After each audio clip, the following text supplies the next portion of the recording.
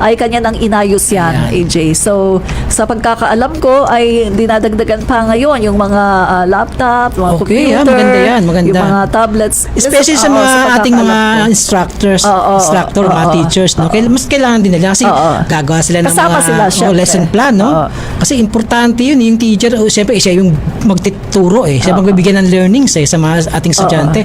At alam mo nung kabataan natin, no? Kailangan mo ng libro. Ang bikit-bikit ng libro. Ilang libro yun. Dadali mo araw-araw. Plus ilang notebook. Di ba? Ang sakit. Kaya hindi ako tumangkad O nga pala, AJ, meron lang ako gustong itama, kasi yung lumalabas, di ba, ang Pangulo natin ay pumunta siya doon sa school na nasunog. Yes, bago Tapos merong picture. So gusto ko lang itama ito kasi yung nagko-comment po yung mga basher na wala naman daw doon ang Pangulo natin at yung ang Pangulo daw ay inedit lang, nilagay lang siya doon. Ayos. So, gusto ko lang ipaalam dito sa vloggers, vloggers ng Bagong Pilipinas kasi yan yung ang trabaho ko AJ. Yes. Kaya nga, di ba, fight fake news. Fight fake news. Yes. And in order for you to fight fake news, you have to expose the truth. Debunk.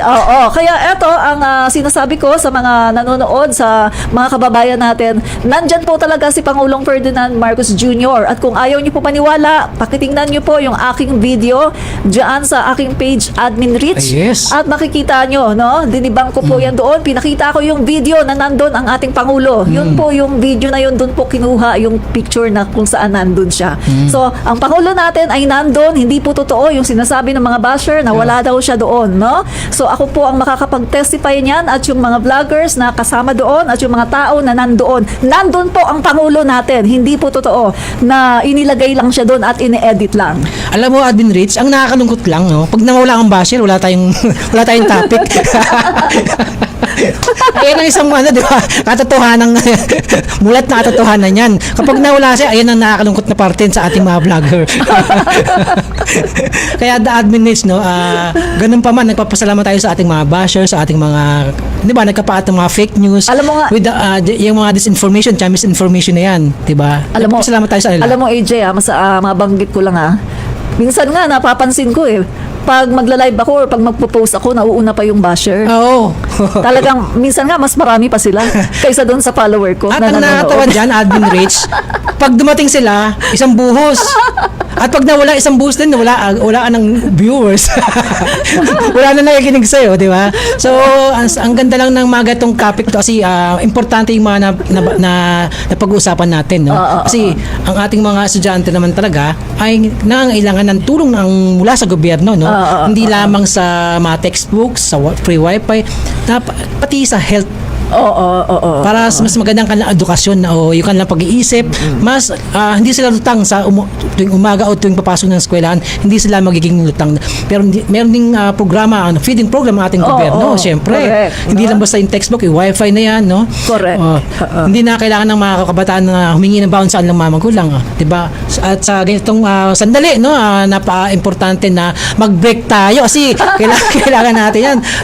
Para sa pag-break natin, marami pa tayong pag-uusapan. So, muli, magabalik po ang vloggers ng Bagong Pilipinas dito po sa Radyo Pilipinas. Tulay sa himpapawid ng serbisyo publiko. Radyo Pilipinas. Radyo Publiko. Ang boses ng Pangulo. Sa Mega Manila 738. Radyo Pilipinas. Radyo Publiko. Vloggers ng Bagong Pilipinas. Ayun, nagbabalik ang vloggers ng Bagong Pilipinas dito po sa Radyo Pilipinas. Ito na, Admin, isa sa mga magandang topic natin ang tatalakayin ngayong gabi, At gusto kong paalalahanan ng ating mga kababayan na isa po, lagi natin tandaan ng lahat ng po ng ginagawa ng gobyerno natin, ng Marcos administration ay para po sa ating bayan. Para po sa lahat ng Pilipino sa buong mundo. Correct. Hindi lang sa ating supporters niya, kundi pati sa mga hindi siya minamahal. Di ba? Lahat minamahal, niyayakap ng ating mahal na Pangulong Bongbong Marcos Jr. Yan po ang ating napabait na presidente ng ating bayan, di ba? Ano masasabi mo, Admin Rich? Tama yan, no? So, ang Pangulo natin, wala sa kanyang galit-galit eh. Oo. Kumbaga, walang masamang tinapay sa Pangulo Yes. natin. Lahat ay kanyang welcome sa kanya, no? Kahit anong pang kulay, wala nang kulay-kulay. Dahil Yes. siya daw ay Pangulo ng 110 million. 20 na. 20 Filipinos, Kasi di 3 ba? years na lumalipas, kaya Actually, nadagdagan yan, kaso hindi pa kasi nakakount. Oo, hindi pa nakarehistro yung marami. Yan. Ito na, Admin Rich, ang ating next topic na pag-usapan ay itong San Juanico Beach toll preference siya, no? So, ipakita po natin yung video regarding this. Good news mga motorista at mga biyahero sa Samar at Leyte. Hindi na kailangan pang mag-alala sa dagdag gasto sa toll fee. Pangulong Bongbong Marcos Jr. at DOTR Secretary Vince Hison nangako na walang toll fee na ipapataw sa ginagawang rehabilitasyon sa San Juanico Bridge. Layunin ng proyektong ito ang mapabilis ang biyahe, mapagaan ang trapiko at higit sa lahat, protektahan ang kita ng bawat biyahero. Pondong galing sa national government at grant aid ang ginagamit para dito. Kaya't sigurado walang dagdag pasanin sa inyong bulsa. San Juanico Bridge, proyekto ng gobyerno para sa bayan. Ito po si AG13 Vlog, nag-uulat para sa Radyo Pilipinas. Ayun, no, napakinggan po natin, napanood, no, ito pong rehabilitasyon ng San Juanico Bridge. At itong ginagawang rehabilitasyon, ang ginagugol po itong pondo ay galing po sa national government at sa grant aid, no. Kaya asahan po natin na wala pong dagdag na buwis dahil una po, for over 50 years, wala po tagang toll fee ang San Juanico, ang pagdaan sa San Juanico Bridge. Oo, nakadaan na kami dyan, AJ. Kaya nga, Wala namang pero nadaan na dyan yung kaluluwa ko at panaginip ko. Nakadaan na kami dyan kasi nakapunta na ako sa Kaya nga, Tacloban. no? Ayun yung tapat na kasama ako eh. Oo. So, Nanginayan nila napakaganda. pero gantaga, hindi pa time para makapunta Ganda dyan. ng bridge na yan talaga, no?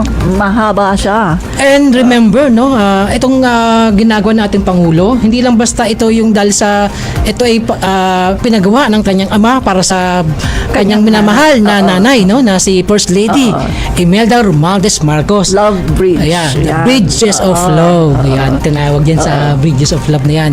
Ito ay Para makonekta ang handog. Leyte Yes, at ang Samar. Ito ay handog na ating mahal na Pangulong Ferdinand E. Marcos Sr. sa kanyang pinamamahal na asawa at dahil napaganda po ng ating First Lady Imelda Romualdez Marcos. So, ito po yung kanyang birthday gift dahil sabi niya, ang puso ng kanyang asawa ay puso para sa bayang Pilipinas. Naku, malapit na pala, no? Malapit na yung anniversary ng San Juanico Bridge. How many days na lang? Less than 2 weeks, di ba? Less than 2 weeks na lang. Yan. 21. 13 days na lang. 13 malapit days. na, no? So malapit na ang anniversary ng San Juanico Bridge. At syempre, sigurado ko, iilaw ng napakaganda itong San Juanico Bridge. Pero, di ba, rehabilitation siya. Pero, di ba, sa ginagawang rehabilitation ito, hindi lang ito basta kinumpuni, kundi pinapatatag pa para mas tumibay pa. Kasi sabi nga ni President Marcos dito, nung kanilang in-inspect na yan, sabi ng mga engineers, Marami nang sira talaga. Yung mga span niya, iba-ibang 42 span yun, lahat, apektado na dahil nung mga nakaraang administrasyon, napabayaan siya. napabayaan.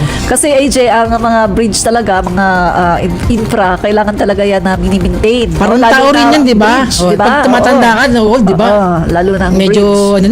sasakit yan, Yan. prone na, di ba? Ang kagandahan kasi sa Pangulo natin, hindi siya yung mag-aantay na mawasak muna, Oo, di ba? hindi na kailangan talagang antayin. Ini-inspection na talaga Inspection. yung mga tulay, lalo na yung mga ganito na lumang tulay na. Yes, di hindi ba? katulad na ibang nagdaang nagpagawa ng tulay, wala pang isang taon, no? At Falling down na. Ang kagandahan nito, AJ, habang ginagawa, no, nire-rehabilitate itong San Juanico Bridge, ay merong mga paraan para yung Yes. ating mga Ano mga paraan travelers, niya, no? Ano mga Diba? paraan yung niya? mga dinagdagan yung mga roro, yung mga Yes, trucks, yes. no, na Yung ferry, yan, ferry, yung ferry, maghahakot dito sa mga kababayan Yeah, natin para makatawid sila. At saka especially Doon, din sa oo. mga perishable goods, no? Oo, Hindi pwedeng oo. maantala yan. Correct. Yung mga gulay na yan, yung mga pagkain, meat, Correct. diba? Yung Kaya gamot. napakabilis ng aksyon Yes, ng no? ating gobyerno, di ba? At naglaan Oo. taga sila ng malaking ferry para maghatid sa mga transport nito. Oo, correct. At hindi naman malugi yung mga negosyante. Tama, no? Diba? Oo, Kasi correct. kailangan at magugutom ang tao. Magwawala yan. Sisisi na naman si PBBM. Nagutom na naman sila.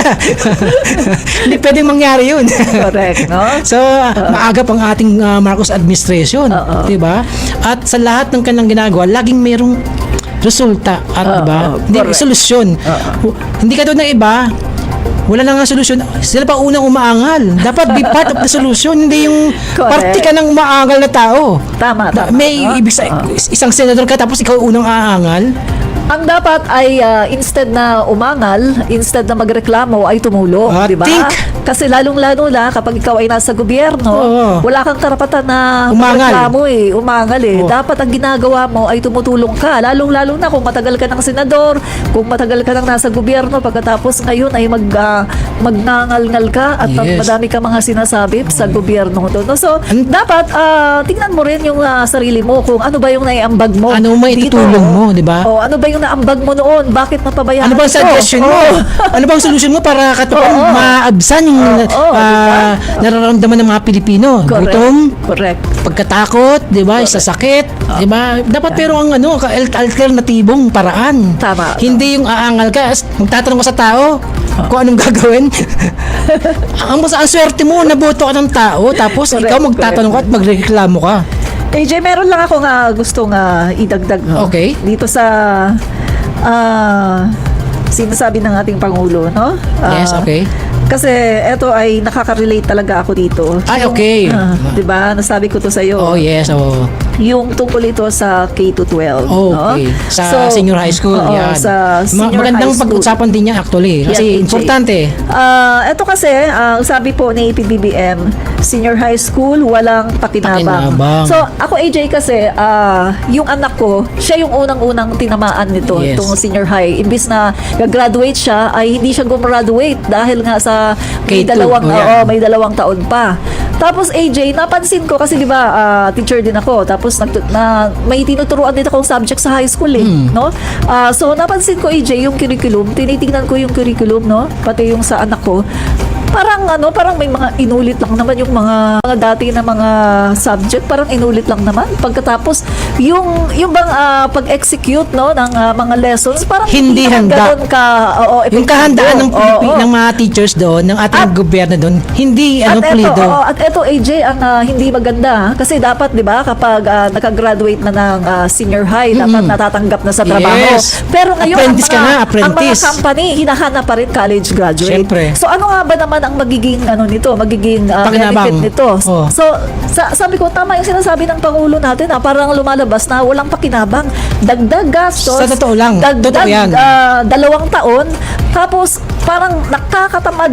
Grabe AJ kasi biruin mo 2 taon pagkatapos Sinayang, inuulit lang na mga subject pagkatapos yung pera, yung Alam mo, gastos. Admin Rich, Imbis na makapag-graduate ka na, tapos imbis na magkaroon ka na ng trabaho, wala ka namang trabaho dahil mas pinipili pa rin kapag may mga nag-a-apply college pa rin. yun nga, nag-graduate Diba? ng college, nag-apply ako sasabihin sa'yo, anong experience? Oo. Newly graduate nga eh. At ito AJ ito. Kasi yung mga nagtatanggol dito, no? Okay. Dati kasi umuukay na ako dyan Okay. May mga nagtatanggol dito, AJ, sinasabi nila, ay tama lang yan kasi para pagpunta natin sa ibang bansa, hindi na mag-aaral kasi kapag kulang daw yung ating education, di ba? Pagdating sa ibang bansa, mag-aaral pa. Eto naman ang aking, para sa akin, no? Anong take mo dyan sa bilang take isang mo? komentarista.